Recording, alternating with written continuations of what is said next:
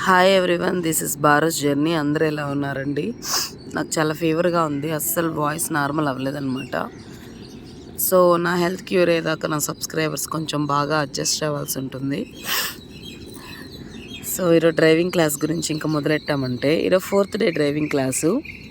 ఆకకైతే cycle రాదు, కానీ accelerator, break controlling అనేది 3 days ప్రాక్టీస్ చేయడం జరిగింది. 4th డే డ్రైవింగ్ క్లాస్లో కాలు అనేది గాల్లో ఎలా లిఫ్ట్ చేయాలి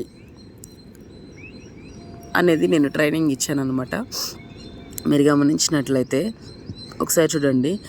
కొంచెం ఎక్సలేటర్ స్పీడ్ పెరిగిందంటే మనం ఎక్కువసేపు కాలు కింద పెట్టి ఉంచలేమన్నమాట.